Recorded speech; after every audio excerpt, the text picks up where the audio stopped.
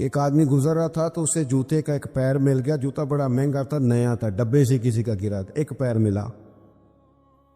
انہیں ڈھونڈنا شروع کر دیا, کس کا ہے جوتا, کس کا ہے, کس کا ہے, کس کا ہے. وہ گلیوں میں آوازیں دیتا جا رہا ہے, اور کسی کا جوتا گر گیا ہے. پھر تھوڑا سا آگے جا کے نا اسے دوسرا پیر بھی مل گیا, پر اس نے مالک ڈھونڈنا بند کر دیا. اس نے کہا ٹھیک ہے اب ضرورت نہیں. جب تک وہ ایک تھا نا, دیانتداری عجیب ہے نا.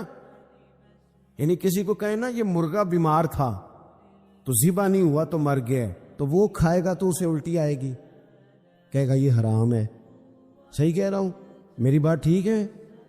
وہ مرغا جو 500 کا ہے وہ حرام موت مرا, ذبح نہیں ہوا, تو وہ کسی کو کھلائیں تو الٹی آتی ہے. بھئی اس پہ الٹی آتی ہے تو 50,000 حرام کا ہو تو اس پہ الٹی کیوں نہیں آتی؟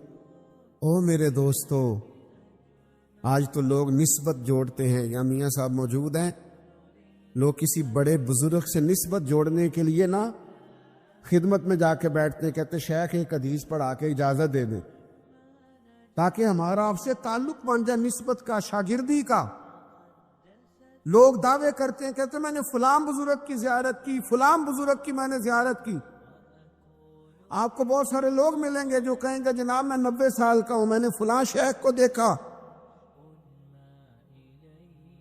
آپ ان لوگوں پر رشک کرتے ہیں تو کبھی اس کی آنکھوں پر بھی رشک کرو جس نے آنکھیں بھر کے مدینے والے محبوب کو دیکھا, حضور کے پیچھے نماز پڑھی, نبی پاک کے ساتھ بیٹھ کر کھانا کھایا. اور وہ جو چند گھنٹوں کے صحابی ہیں نا, چند گھنٹوں کے یعنی کلمہ پڑھا, نماز کا موقع بھی نہیں ملا, حج کا موقع بھی نہیں ملا, زکوٰۃ کا موقع بھی نہیں ملا, کلمہ پڑھا, جہاد ہوا, شہید ہو گئے. اور شان یہ ملی کہ عمل تھوڑا کیا ہے, اجر زیادہ پا گئے. کوئی 40 سال 50 سال عبادت کرنے والا بھی ان کے مقام کو پہنچ سکتا. ہاں, ہم سے ایک غلطی ہوئی ہے, اس کا اعتراف بڑا ضروری ہے. اپنی کوتاہیوں کو ماننا چاہیے. ہم سے جو کمزوریاں ہوئی ہیں اس کا ہمیں اعتراف ہے. ہم نے لوگوں کو نہیں بتایا کہ حضرت خالد بن ولید کی شان کیا ہے.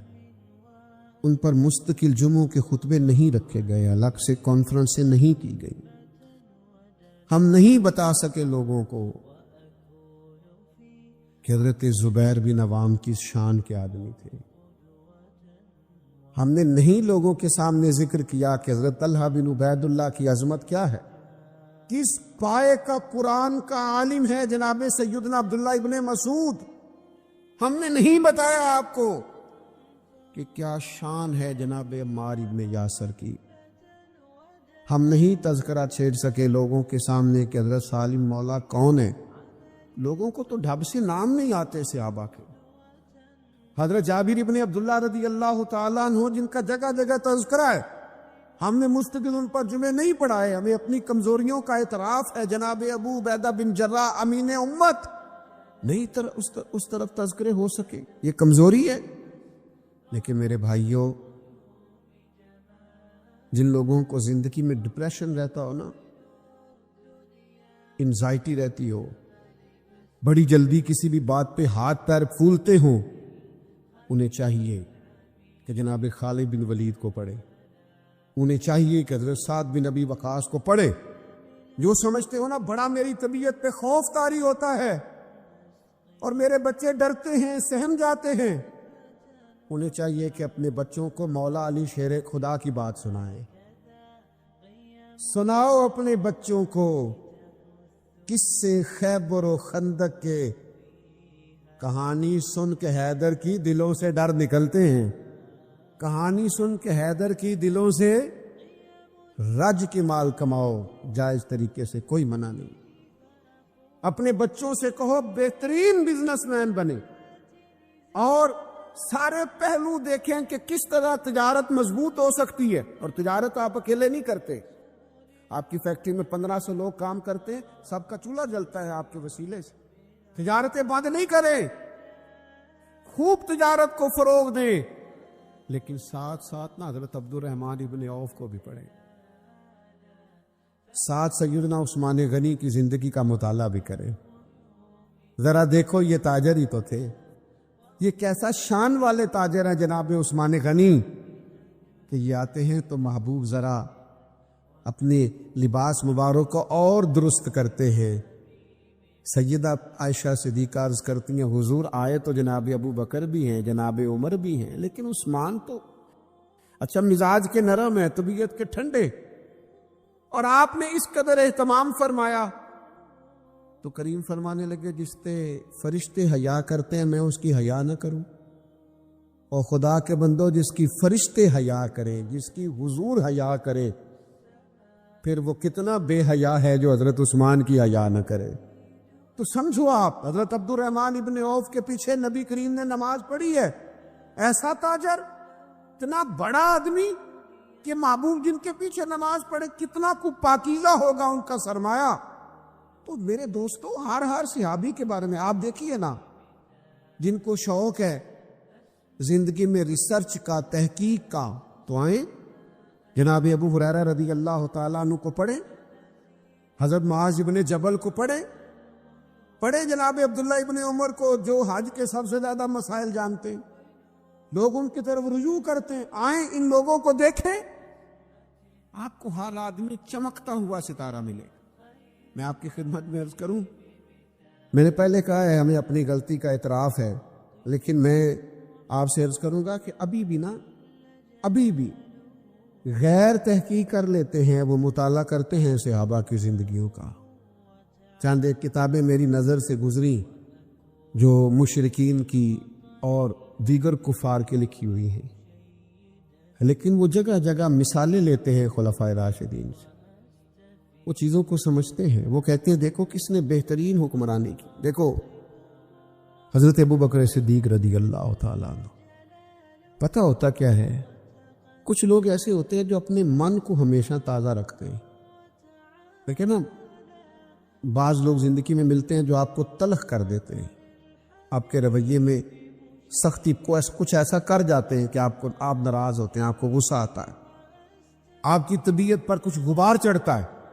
لیکن پھر اپنی روحانیت کے لیے نہ بندہ، اسے چاہیے کہ وہ پرواہ نہ کرے اور واپس آئے، درود پاک پڑھے، تلاوت کرے، سجدہ کرے. کہ ایسے لوگوں کے پاس بیٹھے جن سے مل کے کلیجہ ٹھنڈا ہو، اس طرف جائے ہی نہ، ورنہ دکھ بڑھتے رہتے ہیں. سوچے ہی نہ کہ وہ کیا کر رہے.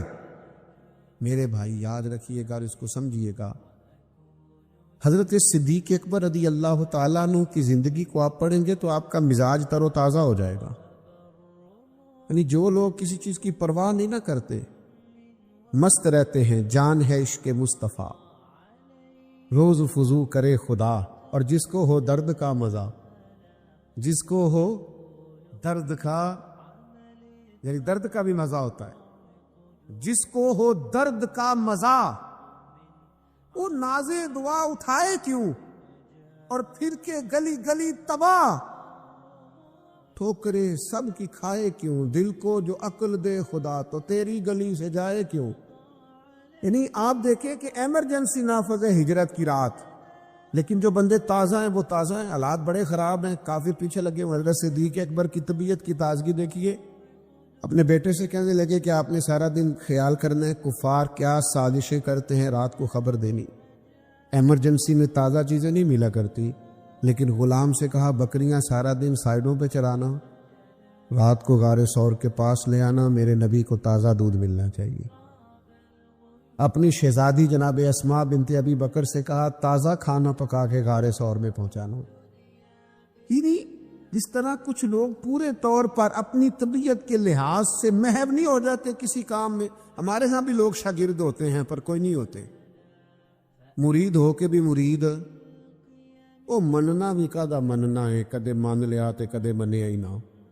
بس ہلکا پھلکا سا تعلق رکھا، آئے کبھی نہ آئے، کبھی گئے کبھی نہ گئے. لیکن وہ غلامی کا خاص رنگ، وہ کیفیت، اگر کچھ لوگ سارے کٹھن حالات میں بھی اپنی روح کو تازہ رکھنا چاہتے ہیں تو جناب صدیق اکبر کی زندگی کا مطالعہ کریں. اچھا مزے کی بات، خلافت بھی کرتے ہیں، لاکھوں مربع میل حکومت بھی چلانی ہے، اور سخت ترین فتنے ہیں، منکرین زکوٰۃ، منکرین ختم نبوت، ان کے خلاف جہاد بھی جاری ہے جناب صدیق اکبر کا۔ خارجی داخلی تمام رستوں پر پہرے دار بنے ہوئے ہیں، لیکن حضرت عمر رضی اللہ تعالیٰ عنہ فرماتے ہیں کہ ایک بوڑھی اماں نابینا تھی، بے اولاد تھی، تو میں نے چاہا کہ میں ان کے گھر میں کام نہ کرایا کروں، تو فرماتے میں نے معلومات کی تو پتہ چلا پہلے ہی کوئی شخص کر جاتا ہے۔ ظہر کے بعد بھی معلوم کیا کون ہے، کوئی نہ آیا، عصر کے بعد بھی کوئی نہیں، عشاء کے بعد بھی کوئی نہیں، مغرب میں بھی کوئی نہیں۔ کہتے میں تہجد کے وقت چھپ کے بیٹھا، وہی ہوا جس کا مجھے یقین تھا، جناب صدیق اکبر کا دروازہ کھلا۔ امیر المومنین گھر سے نکلے ہیں اور بوڑھی کے گھر میں گئے، جھاڑو دیے۔ ادھر دیکھو نوجوانوں، کرنے کو کام ہی نہیں ملتا ہمیں کوئی، ہم کیا خدمت کریں جی، ہم کیا کر، آپ سب کچھ کر سکتے ہیں۔ ضروری ہے کہ کروڑوں روپیہ جیب میں ہو تو خدمت خلق ہوتی ہے؟ آپ کسی عہدے پر ہی بیٹھیں تو پھر ہی آپ کچھ کر سکتے ہیں؟ ایسا نہیں ہوتا۔ حضرت صدیق اکبر نے دیکھو دستور حیات اور دستور عمل دیا، بوڑھی کے گھر میں جھاڑو دے رہے ہیں، برتن دھو رہے ہیں، پانی بھر کے لا رہے ہیں، ساری ڈیوٹی کر رہے ہیں۔ جناب سیدنا عمر فرماتے ہیں جب اپنے گھر سے نکلے صدیق اکبر تو جوتے اتار کے نا بغل میں دبا لیے، سارا کام کاج کر کے باہر آئے تو میں سامنے کھڑا ہو گیا، گویا میں نے عرض کی پتہ نہیں آپ کس کستوری اور سندل کے بنے ہوئے ہیں، ساری باتیں ٹھیک ہیں پر یہ جوتے کیوں اتارے؟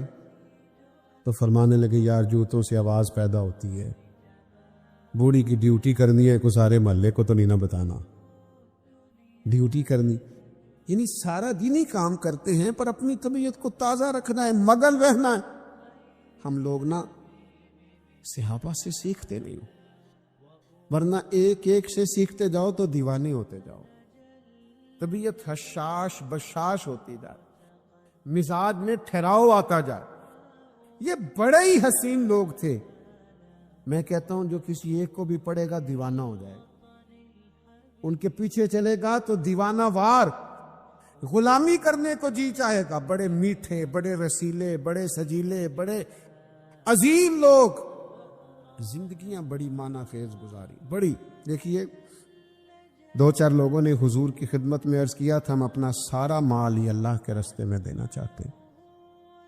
اسلام بڑا اعتدال پسند مذہب ہے۔ حضرت ابی بن کعب نے بھی کہا، حضرت ابو لبابہ نے بھی کہا، ایک موقع پہ حضرت سعد بن ابی وقاص نے بھی کہا، حضرت ثابت بن قیس نے بھی کہا حضور سارا مال دینا اللہ کے راستے۔ تو نبی کریم نے فرمایا نہیں بھائی چوتھا حصہ دو، ہم نہیں چاہتے تمہارے بچے بعد میں دوسروں کے آگے ہاتھ پھیلائیں، چوتھا حصہ دو اگر بڑا ضروری ہے تو، ورنہ اسلام نے سال کے بعد اضافی مال میں سے 2.5% زکوٰۃ ضروری قرار دی۔ کچھ لوگوں نے کہا سارا دینا ہے، حضور نے قبول نہیں فرمایا، لیکن قربان جائیں حضرت صدیق اکبر سارا ہی لے آئے، اور اس طرح کا لے آئے کہ بدن کے کپڑے بھی اتار کے پیش کر دیے۔ لیکن کمال ہے نا، محبوب نے قبول بھی فرمایا، اور یہ نہیں پوچھا کیا لے کے آئے ہو، یہ پوچھا گھر کیا چھوڑ کے آئے ہو۔ انداز تکلم ہی بدل گئے، گھر کیا چھوڑ کے آئے ہو؟ تو حضرت ابوبکر صدیق کی سنت کے پہلے صوفی بھی ہیں نا، جواب دیکھو کیسا صوفیانہ ہے۔ یہ نہیں کہ حضور سارے لے آیا ہوں، گھر کیا چھوڑ آئے ہو؟ یا رسول اللہ گھر میں اللہ چھوڑ آئے ہوں، اللہ کا رسول چھوڑ کے آیا ہوں، بھرا ہوا گھر ہے، ہم کو لاوارث لوگ ہیں، بھرا ہوا گھر ہے، کمال ہے، ہر چیز گھر میں موجود ہے، اللہ رسول کو چھوڑ کے آیا ہوں۔ میرے بھائی ان لوگوں کے طرز حیات کے قریب جاؤ گے تو جینا آئے گا، اور صرف جینا ہی نہیں آئے گا، ان لوگوں کی زندگیوں کو پڑھو گے تو مرنے کا بھی مزہ آئے گا۔ یعنی کیسے عجیب لوگ ہیں، کیسے انفرادی لوگ ہیں کہ شہادت کی دعائیں مانگتے ہیں، اور اس طرح مانگتے ہیں کہ بخاری میں موجود ہے احد کا دن تھا، حضرت جابر بن عبداللہ فرماتے ہیں صحابی کھجور کھا رہے ہیں، کھجور، اور حضور کی بارگاہ میں عرض کرتے ہیں یا رسول اللہ اگر اس جنگ میں میں شہید ہو گیا تو کہاں جاؤں گا؟ تو محبوب نے فرمایا جنت میں۔ اتنی کھجور کھا لی تھی، کھا لی باقی چھوڑ دی، جنگ لڑنی شروع کی اور شہید ہو گئے۔ یعنی وہ شہادت کی قریب جانے میں اتنی دیر بھی نہیں کرتے جتنی کھجور کھانے میں دیر لگتی ہے۔ یہ ساری انفرادیت آپ کو یہاں ملے گی۔ نوجوانوں، پوچھا جاتا ہے کیا چیز پسند ہے، کیا چیز، بہت سارے لوگ پوچھتے ہیں، لیکن یاد رکھو پسند کرو نبی پاک کے صحابہ کو، پسند کرو حضور کی اولاد پاک کے اسوہ نور کو، اور واپس لوٹ آؤ، اپنے دین کی طرف رجوع کرو۔ زندگی بے چین ہو جاتی ہے۔ آپ کو پتہ ہے بہت زیادہ پڑھے لکھے لوگ بھی ذہنی تناؤ کا شکار ہو جاتے ہیں، بہت زیادہ مالدار گھروں میں بھی ڈپریشن ہوتا ہے، انزائٹی ہوتی، آزمائش ہوتی۔ کیوں؟ کہ زندگی کا وہ جو خاص لطف ہے نا جو محبوب کا دیا ہوا، وہ نہیں لوگ لیتے۔ چھوٹی چھوٹی سازشیں، چھوٹی چھوٹی مخالفتیں، چھوٹی چھوٹی قدورتیں یہ طبیعت پر بوجھ بن جاتی ہیں۔ صحابہ کرام کی زندگیاں، اہل بیت اطہار کی حیات پاک، قرآن نے نص بیان کر دی کہ رحماء بینہم، یہ آپس میں بڑے مہربان لوگ ہیں، ان کے دل صاف ہیں، ان کے کلیجے ایک دوسرے کے لیے ٹھنڈے۔ تو یہ چند ایک گزارشات حضور کی سیرت پاک کے تعلق سے اور اسوہ صحابہ اور اہل بیت کے تعلق سے آپ کی خدمت میں عرض کی۔ میرے عزیز دوستو، آخر میں ایک گزارش آپ سے یہ کرنی، اور ایک اور بھی بات، پروگرام انشاءاللہ جاری ہے۔ دیکھیں ہم نظریات کے قائل ہیں، شخصیات کے نہیں۔ کوئی بندہ آتا ہے، کوئی جاتا بھی ہے، بعضوں کا سخت مجبوری ہوتی ہے، کسی کو جانا ہوتا ہے، تو میری اپیل آپ سے یہ ہوگی کہ ایک دوست بھی نہ اٹھے۔ محفل بہت لمبی نہیں ہے، تھوڑا سا آپ کو مزید بیٹھنا ہے۔ میاں صاحب مستند عالم ہیں، اور ان پڑھ پیروں کا بڑا رواج ہے ہمارے ہاں، پڑھا لکھا پیر بھی دیکھا کرے تاکہ کچھ سمجھ میں آئیں چیزیں۔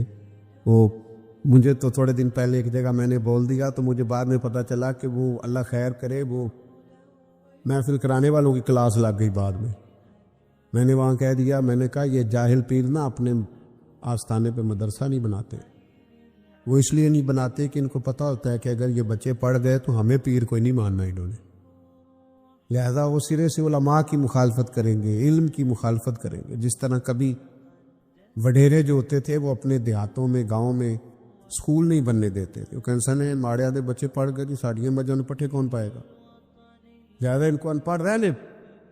یہی حال آج اس میدان میں بھی ہو گیا ہے، اور کچھ لوگ ایسے ہیں جو پھر اس وجہ سے طریقت کی مخالفت کرتے ہیں۔ تو میں کہتا ہوں کالج میں، یونیورسٹی میں اگر کوئی ٹیچر خراب ہو جائے تو ٹیچر بدلا جاتا ہے کہ ادارہ بند کر دیا جاتا ہے۔ تو ایک دو چار لوگوں کی گڑبڑ ہو جانے سے اس کا مطلب یہ تھوڑی ہے کہ آپ اس شعبے کو بند کر دیں گے جس شعبے کی امامت کرتے داتا علی اجمیری جیسے لوگ نظر آتے ہیں، غوث اعظم جیلانی جیسے لوگ نظر آتے۔ تو اس لیے یہ اب تو ہمیں غصہ بھی نہیں لگتا ان باتوں کا۔ اگر کوئی شخص ایسی بات کرتا ہے تو ہم کہتے ہیں بھائی آپ بڑے سیانے لوگ ہیں، آپ کو روز بھی سیاستدانوں کی غلطیاں نظر آئیں تو آپ یہ نہیں کہتے کہ سیاست بند ہو جانی چاہیے، بالکل ملک سے ختم کر دو، کبھی نہیں آپ کہتے۔ لیکن ایک ادارے سے یا کسی ایک دینی طبقے سے کوئی ایسی چیز خدا نخواستہ نظر آ جائے تو کہتے ہیں شعبہ ہی بند ہونا چاہیے، تو یہ انداز درست نہیں ہے۔ بہرحال نبی پاک صلی اللہ تعالی علیہ وسلم داعی اللہ ہیں، اللہ کی طرف دعوت دینے والے۔ نبی پاک صلی اللہ تعالی علیہ وسلم نے ہمیں بتایا ہے کہ تمہارا رب ہے، تمہارا خالق ہے، تمہارا مالک ہے، تمہارا رازق ہے۔ حضور نے عقائد کی پاکیزگی اپنی امت کو عطا فرمائی ہے۔ دنیا میں جتنے بھی لوگ مضبوط ہوتے ہیں نا، توانا ہوتے ہیں، ذہنی طور پر طاقتور ہوتے ہیں اور دنیا میں بڑے بڑے کام کرتے ہیں، یہ وہ لوگ ہوتے ہیں جن کے عقیدے مضبوط ہوتے ہیں۔ بہت سارے لوگوں کے پاس اسباب بھی ہوتے ہیں، صحت بھی ہوتی ہے، گنجائش بھی ہوتی ہے، لیکن وہ لوگ نظریاتی طور پر کمزور ہوتے، فیصلے کی قوت ہی نہیں ہوتی۔ یہ کام کر لوں کہ نہ کروں، پتہ نہیں کیا ہوگا، پتہ نہیں کیا بنے گا، بات بات پہ ان کے ہاتھ پیر پھولنے لگتے، بات بات پہ وہ گھبرانے لگتے، ذرا ذرا سی بات کا پریشر لیتے، کنفیوز رہتے۔ نتیجہ یہ نکلتا ہے کہ وسعت بھی ہے، صحت بھی ہے، تعلیم بھی ہے، ڈگریاں بھی ہیں، کچھ بھی نہیں کر پاتے۔ تو یاد رکھیے جن لوگوں کا کوئی عقیدہ نہیں ہوتا، کوئی نظریہ نہیں ہوتا، کوئی سوچ نہیں ہوتی، وہ پیچھے رہ جاتے۔ اللہ کے محبوب نے نا ہمیں عقیدہ دیا ہے۔ حضور نے ہمیں بتایا کہ اللہ وحدہ لا شریک، نبی پاک نے ہمیں بتایا ہے کہ میں اللہ کا آخری رسول ہوں، رسولوں کا امام ہوں۔ نبی پاک علیہ السلام نے ہمیں بتایا ہے کہ گویا تم نے ڈرنا نہیں، موت وقت سے پہلے نہیں آئے گی، موت کا وقت مقرر ہے۔ یہ عقیدہ دیا ہمیں قرآن و حدیث نے۔ نبی پاک علیہ السلام نے ہمیں بتایا ہے کہ تمہارا رزق جو تمہارا مقدر ہے وہ تمہیں ملے گا۔ حضور نے یہ ہمیں عقائد دیے کہ اس مرنے کے بعد پھر ایک زندگی ہے، ہمیں اٹھنا ہے۔ یوم نحشر المتقین الی الرحمن وفدا، جب متقی اور پرہیزگار لوگوں کی شان یہ ہوگی کہ وہ رب کی بارگاہ میں مہمان بنا کر پیش کیے جائیں گے۔ تمہیں قبروں سے اٹھنا ہے، نکلنا ہے، اس کے بعد ایک زندگی ہے، کچھ فیصلے وہاں ہونے، حتمی اور حقیقی اور اصلی فیصلے وہاں ہونے۔ تو جب اس طرح کے نظریات لوگوں کے ہو جاتے ہیں نا، پھر لوگ کمزور نہیں رہتے، پھر ان میں خوف نہیں رہتا، پھر وہ سہمے ڈرے نہیں ہوتے، پھر وہ زندگی میں آگے جانے کے لیے کوئی چور رستہ اختیار نہیں کرتے، وہ پھر حلال حرام کی ہمیشہ تمیز کرتے، چونکہ ان کو پتہ ہوتا ہے خالق مالک اللہ ہے، رازق اللہ ہے۔ انہیں پتہ ہوتا ہے کہ رزق ہماری چلاکیوں سے نہیں آنا، خدا کے فضل سے آنا ہے، پھر وہ کبھی بھی کوئی غلط راہ اختیار نہیں کرتے۔ نبی پاک نے عقائد دیے۔ حضور علیہ السلام کی تشریف آوری سے پہلے لوگوں کا عقیدہ ہی کوئی نہیں تھا۔ کوئی ہاتھ سے بنائے ہوئے مٹی کے بتوں کو پوجتا ہے، کوئی معاذ اللہ چاند سورج کی طرف دیکھتا ہے۔ اوہام پرستی، وہموں کا شکار ہونا۔ اور قرآن مجید ہمیں بتاتا ہے کہ وہ لوگ حج کر کے آتے تو اپنے گھروں کے دروازوں سے نہیں گزرتے تھے، پیچھوں سے چھلانگے لگا کے دیواریں پھلانگ کے آتے کہ ہم نیک ہو گئے ہیں، اور دروازے جو ہیں یہ پاک نہیں ہیں۔ وہ قربانیاں کرتے تو ان کا خون بیت اللہ کی دیواروں سے ملتے معاذ اللہ، سارے کپڑے اتار کے کعبۃ اللہ کا طواف کرتے۔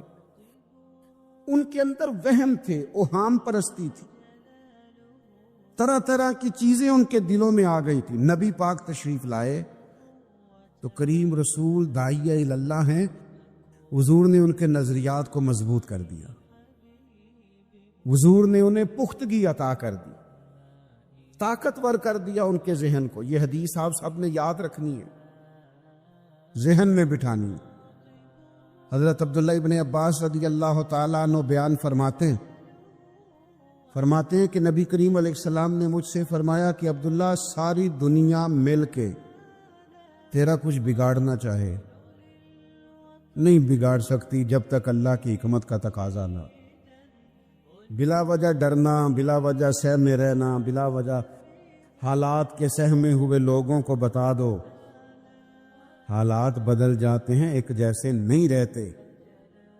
ساری دنیا مل کے تیرا کچھ بگاڑنا چاہے تو بگاڑ سکتی نہیں جب تک اللہ کی حکمت کا تقاضا نہ ہو، مشیت الہی نہ ہو۔ اور فرمایا سارے دنیا دار مل کے بھی تیرا کوئی سنوارنا چاہیں، سنوار نہیں سکتے جب تک اللہ کی رضا نہ ہو۔ خوف کس بات کا، وہم کس بات کا؟ ہمیں نہ کچھ لوگ وہم میں ڈالتے اور ہم بڑی جلدی وہم میں آ جاتے ہیں۔ یا آپ چلے جائیں کسی بابا جی کے پاس جو تویز شویز نہیں دیتے، 9 بجے سے زور تک مردوں کا ٹائم ہے اور عصر سے مغرب تک بیویوں کا ٹائم ہے۔ بابا جی نے کوئی کب نہیں، سوائے لوگوں نو وہم ہی کرن دے، تینوں کسی نے کچھ کیتا ہے۔ جننے منڈیاں دا کام کرنے نو دل نہیں کردا انہاں سارے نو جادو ہو گیا۔ آپ کا کام کرنے کو دل نہیں کر رہا، محنت کرنے کو دل نہیں کر رہا، آپ کو نظر لگ گئی۔ خدا کے بندو، مومن کی بڑی شان ہے، مومن کا بڑا مرتبہ ہے، مومن مضبوط اعصاب کا مالک ہوتا ہے۔ کمزور باتیں کرنا، وہ جی بلی میرا رستہ کاٹ گئی تھی، آج مجھ سے دودھ گر گیا تھا، مجھے پیچھے سے آواز نہ دینا، یہ مومن کا کام ہے؟ مسلمان ایسی باتیں کرتے ہیں؟ اور پھر 2-4 حادثات واقعات تو کسی کے ساتھ ہوئے ہی ہوتے ہیں، لوگ اس کو بنیاد بنا کے لوگوں کو کمزور کر دیتے ہیں۔ وہ پتہ ہے نا، آپ کو خواب آئی تھی، تو خواب میں تو شیطان بندے کے ساتھ کھیل جاتا ہے، اس میں آپ ڈر گئے، آپ کو تو طاقتور ہونا چاہیے تھا۔ تو نظریاتی پختگی